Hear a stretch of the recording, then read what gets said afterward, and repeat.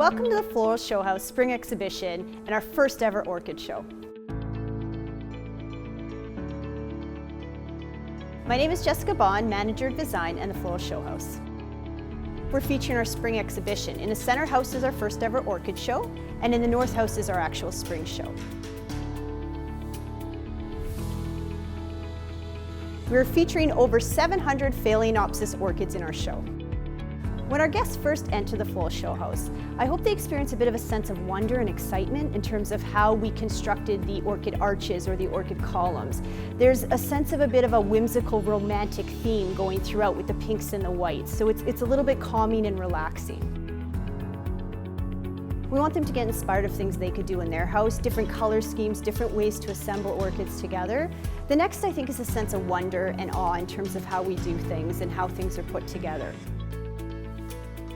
The North House is a completely different experience. It's a little more exciting. It's a little bit more getting ready for spring. We're mimicking what happens naturally outside as the bulbs break. So you have colorful daffodils and tulips, very bright colors with hot pinks and oranges and yellows. So it kind of makes you feel good and you're inspired about the season to come.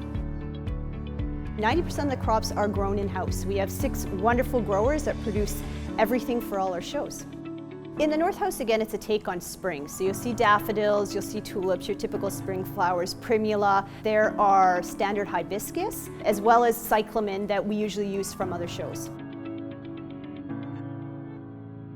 We have several unique plants in this show, several that bring a big burst of color and just really show well. One of them is our clivia, or kefir lily. This comes in a variety of colors. We typically have the orange variety, but the color is so vibrant, it blooms around this time, and it's very strong, large blooms. One of the crops I'm most proud of is our ranunculus crop. Last year was the first year we trialed growing it. The delicate flower had that look of a rose. It's a really beautiful spring flower. One of the crops we have in the show that really is telling the Niagara Parks story is the schizanthus crop. It's cross-pollinated in-house by our growers. So typically guests that are familiar with schizanthus would know that it's usually a lot smaller of a crop, about 10 to 20 centimeters. Here, through cross-pollination and careful breeding, our growers are able to produce a lot larger specimen as part of the show.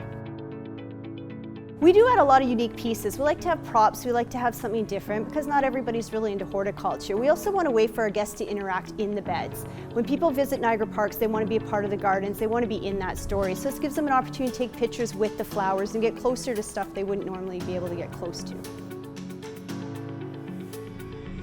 It really is for our guests. We want them to, learn a little bit about horticulture, colors, design, how plants grow, the type of culture.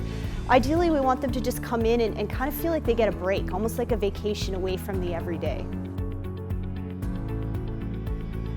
At the end of the day, what I hope is that our visitors leave with a bit of a sense of excitement about the season to come, a sense of excitement about design and colors and possibly even gardening, starting to plan their own gardens or different designs they'd be doing in their house.